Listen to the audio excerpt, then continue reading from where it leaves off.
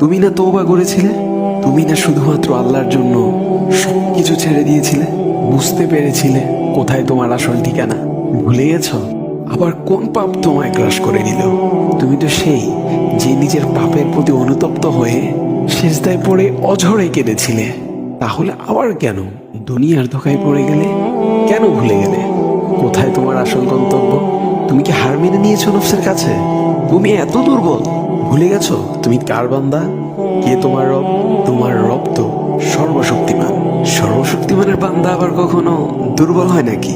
মৃত্যু পর্যন্ত লড়ে যাও তুমি। শয়তানকে দেখিয়ে দাও তোমার ইমানের পাওয়ার।